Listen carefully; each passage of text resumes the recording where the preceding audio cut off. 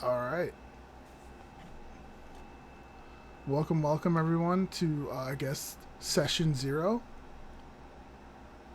How's everybody doing so far?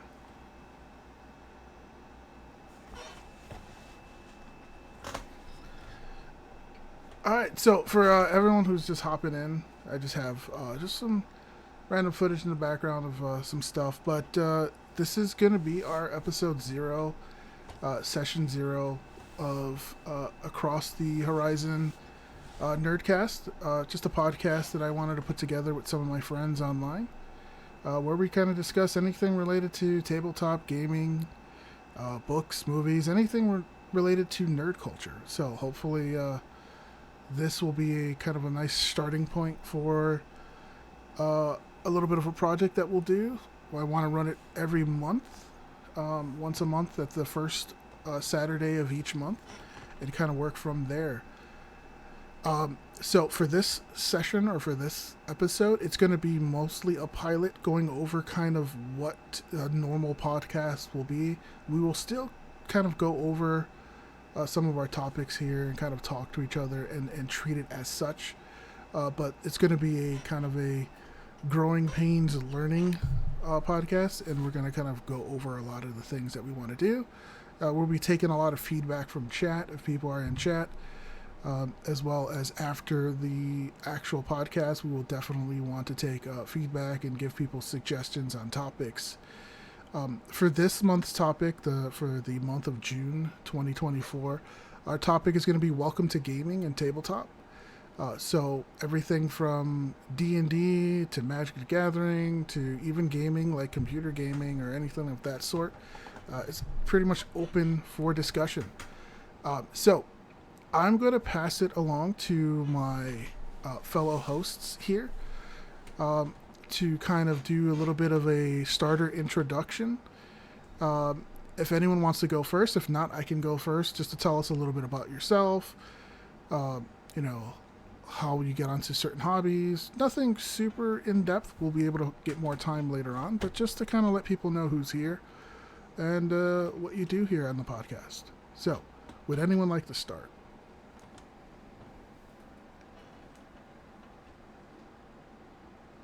Sure. All right, go right ahead. Um, so first off, yeah, my name's Mel.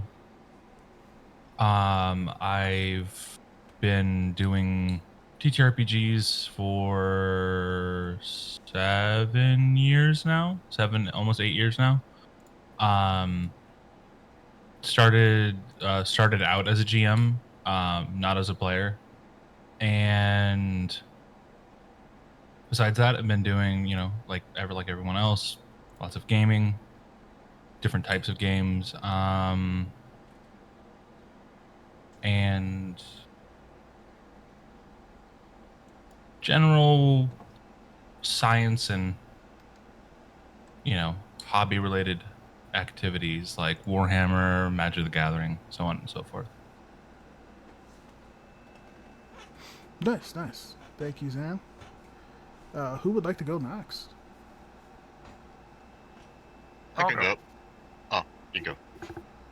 Uh, Hello, Fee. I am Ophelia Mortis. I am a Babaniku VTuber, and beyond that, I am also uh, a TTRPG veteran. I started playing in high school. I've been around for the entirety of 5th edition. My expertise more lies in Magic the Gathering and comic books. Video game expertise is Souls-likes.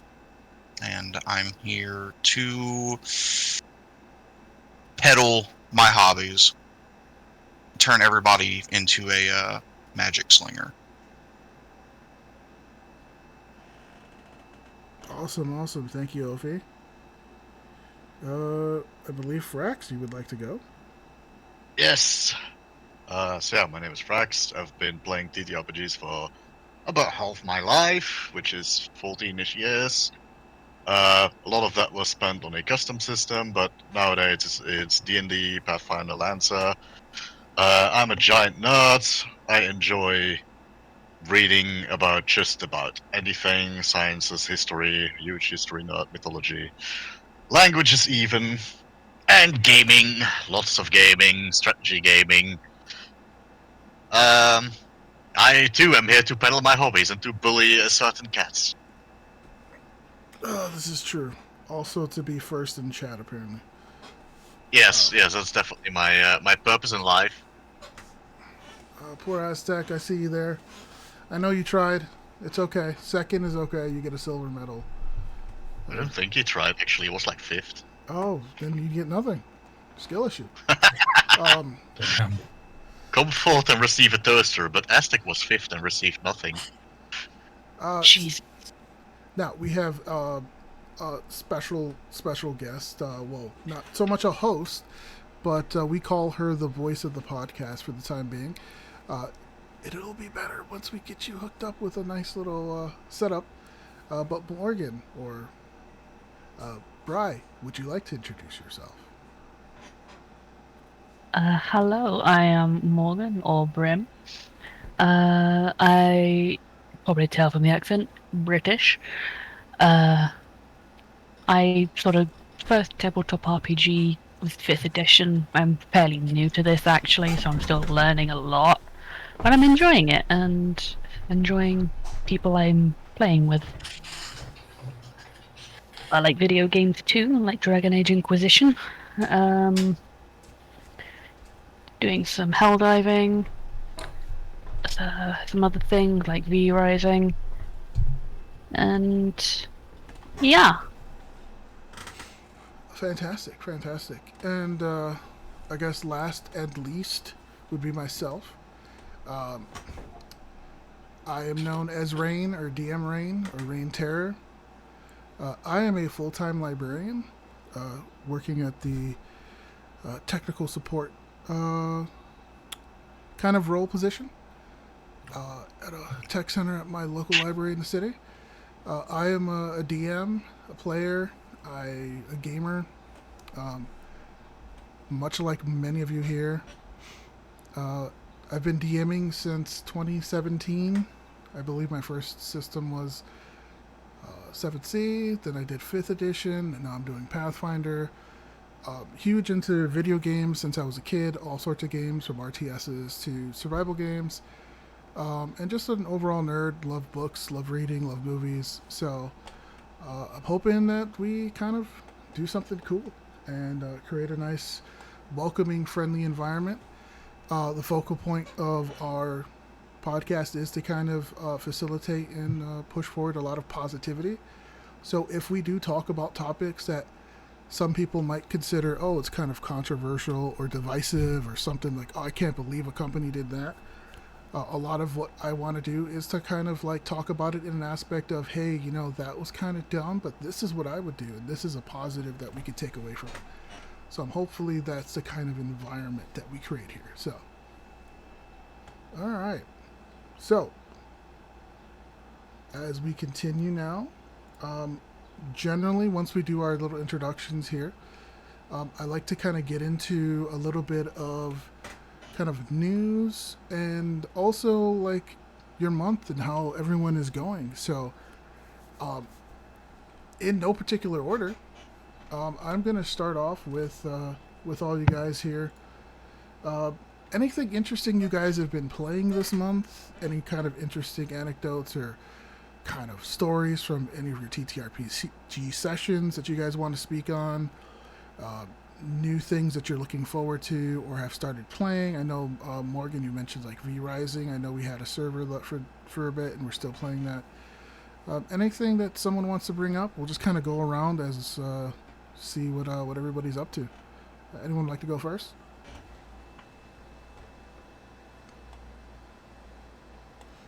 Not everyone raised their hand at once. I'll go first, right?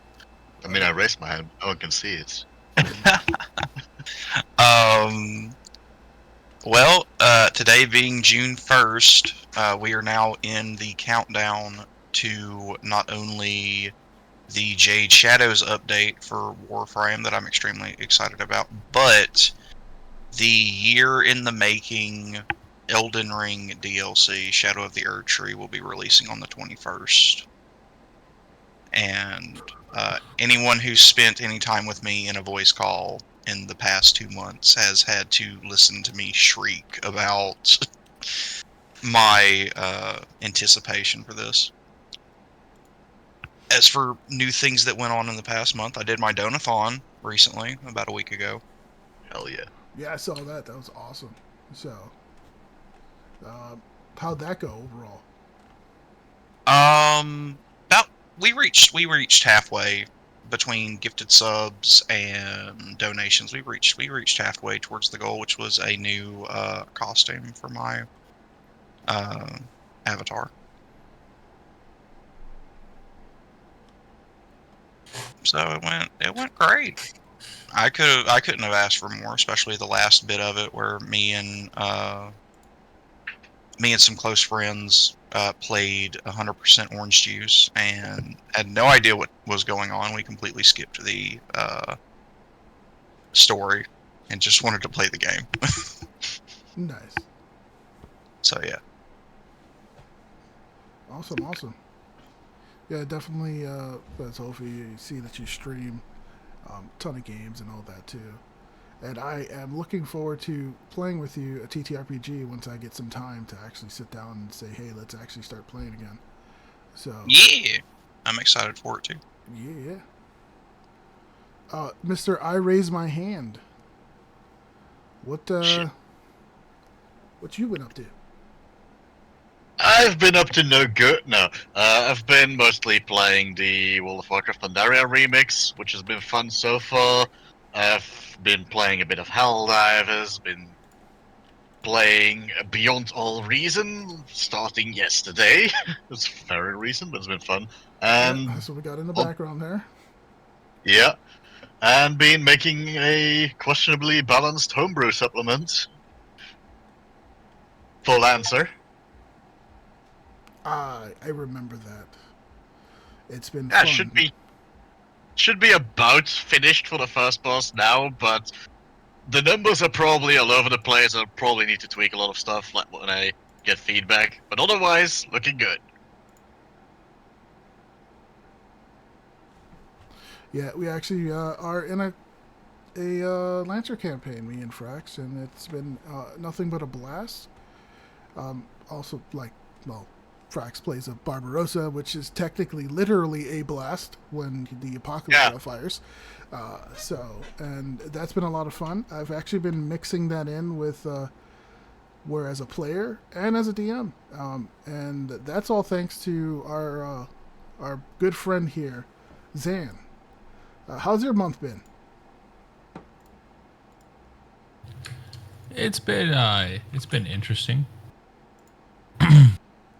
Done a lot of not a lot of self time, not a lot of video games played, a lot of hustling, a lot of getting a lot of things done as I'm on rotation for that said Lancer campaign as the current GM.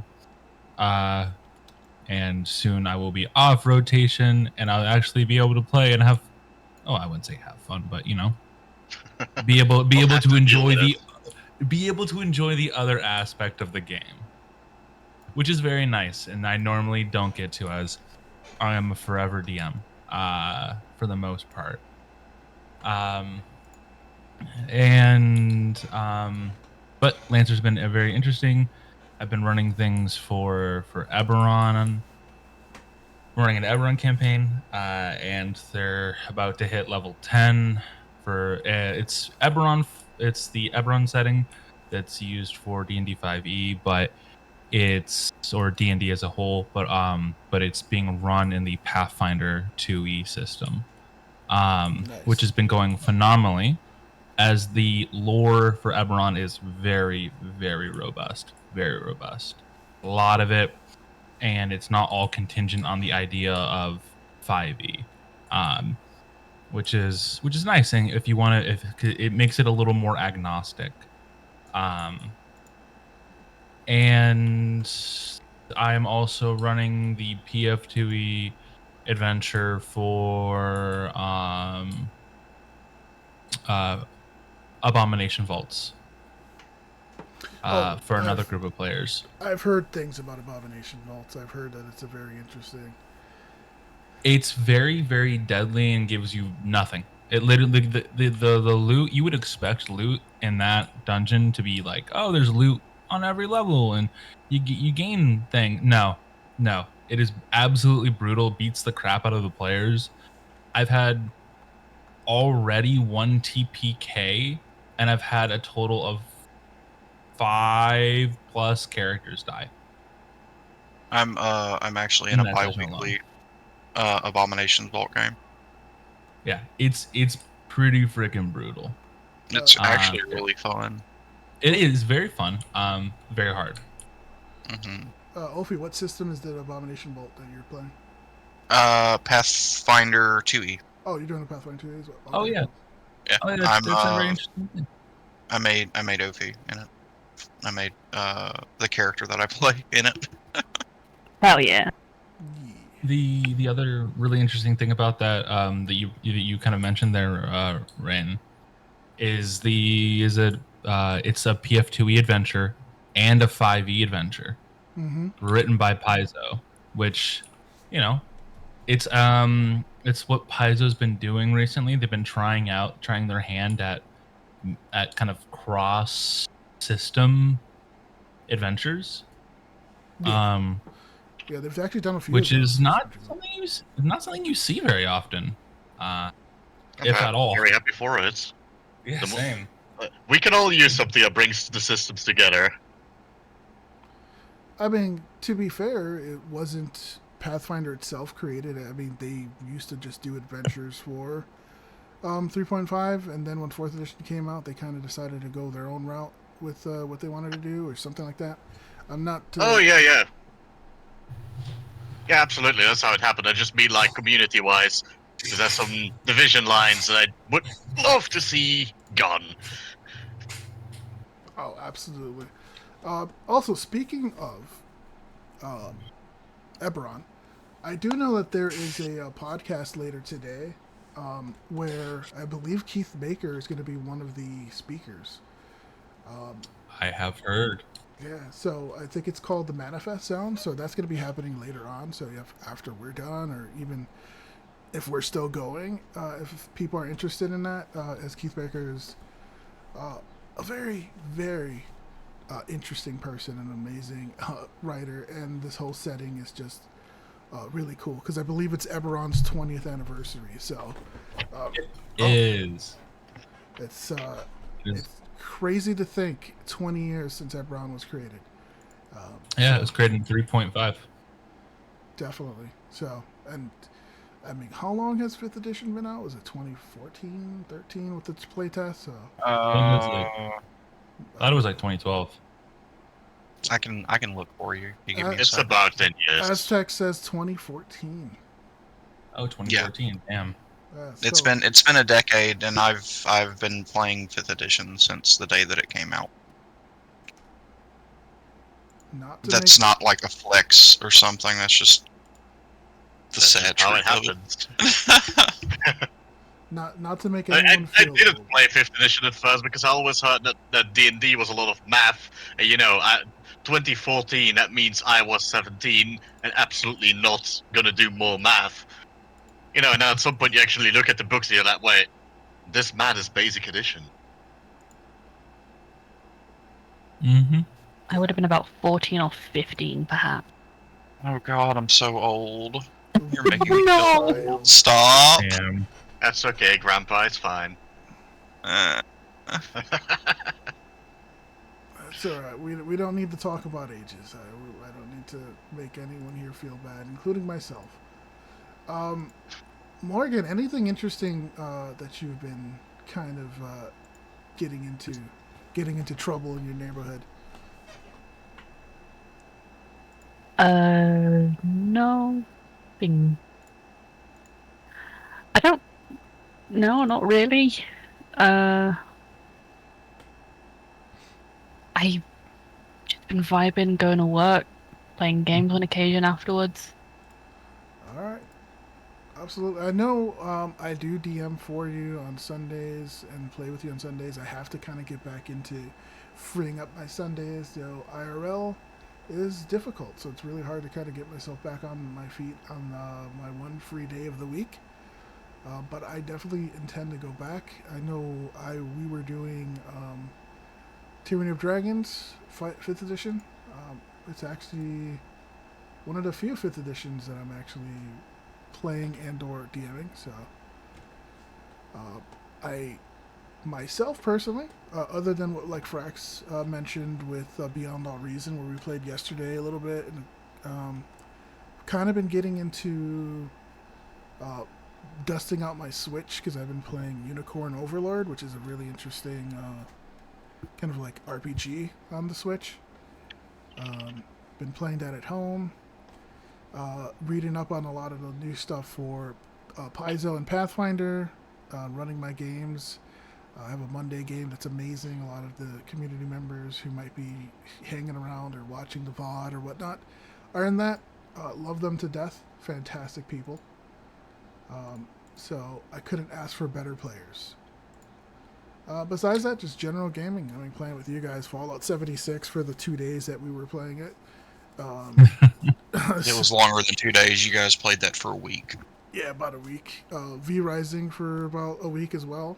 I still want to go back to both of those, but there's so many things that are coming out. I know right now there's like a survival game festival thing on Steam, so there's a lot of new stuff. I mean, Soul Mask came out, which is really interesting, like South American Aztec vibe kind of survival game, which is really interesting to me. So, more or less, just kind of like getting stuck into all these things. So,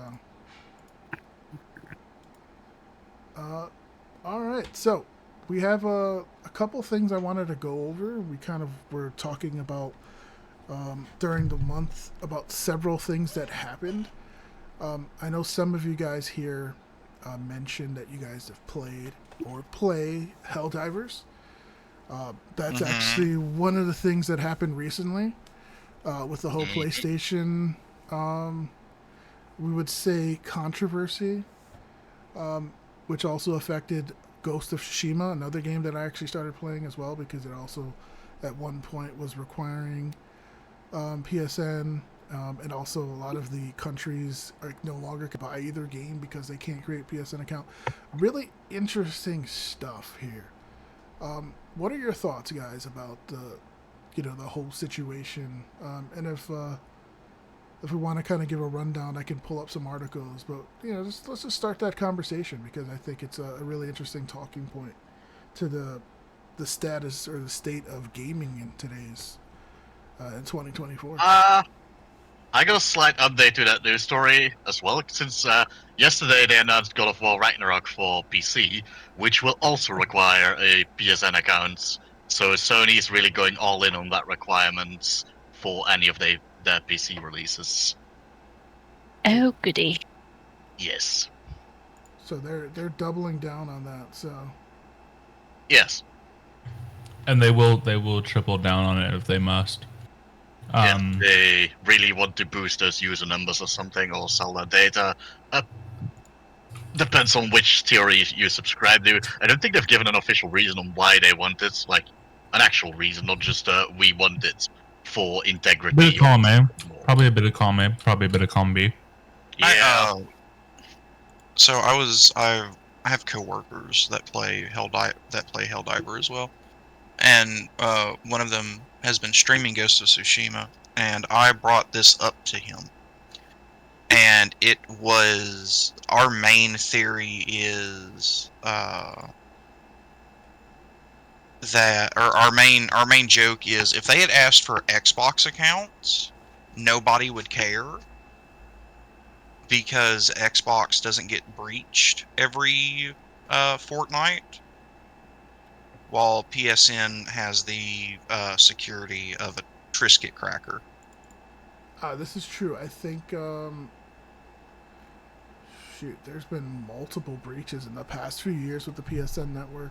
I might be able to look that up, but There have been some massive breaches where Yeah, they were like PSN PSN has gone completely down for days at a time. That and it's not too hard to make an Xbox account. It's just making a Microsoft account. Which you Which- probably already have. Yeah, which you probably already have. You're playing on a PC. Your Microsoft account is probably what you use to make your email for your Steam anyway, so you know, Yeah. we're not going to bat an eye at that, but you know, PSN, we're going out of our way to go to a third-party client to, you know. And it doesn't help that the PSN account is in no way actually needed to make the game work, because, No. for example, for Helldivers, the multiplayer works through their own system and through Steam. God of War is single player. Ghost of Tsushima has an optional multiplayer, but it's mostly single player. Yeah. You don't need an account for that, but they still want you to, otherwise you don't even get to buy it, which excludes a few hundred countries for Yeah. seemingly arbitrary reasons. Yeah, that's one of the biggest. I think that's still kind of going on. You can't buy Helldivers and like a lot of the PS games in certain countries. Yeah, most of Africa is excluded, parts of South America, parts of Asia, even some parts of Europe, like the Middle Baltics. East. I thought Helldivers got I thought they removed the PSN account requirement for Helldivers recently. So they, Yes, but it's still not purchasable. yeah. Okay. So from our writing team here that we have, thanks to our writing team, we have a little bit of a kind of a breakdown on everything here. So the controversy for the Helldivers was, it was announced on the 3rd of May that it would require people to link their PSN account. They'd be able to play until the 4th of June. So technically, if it had gone through, you'd still be able to play without it for another 3 days. And I mean, almost immediately after, because they also started to see people having issues with that. There was an overwhelming amount of people changing their reviews to like negative. I know I myself was one of those, and it dropped the game Yeah, same. from like mostly positive, almost close to overwhelmingly positive, to like spiking to mostly negative over the course of like 3 days. So, and,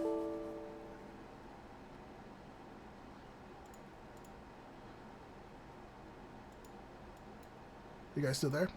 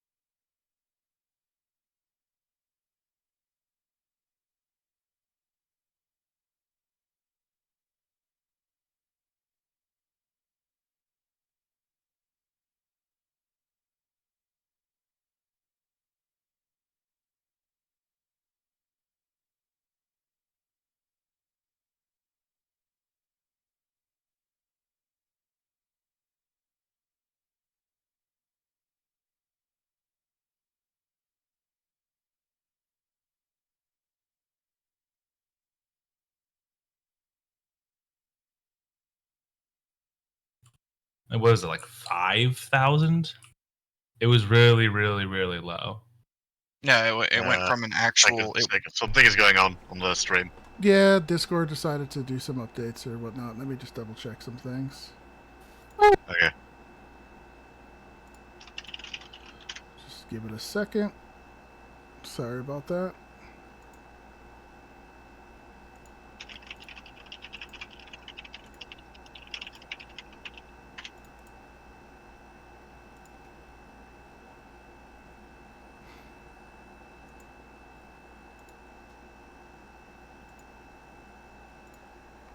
Are we still up or? The stream is still online, but the screen is black and there's no reactives. Oh shit.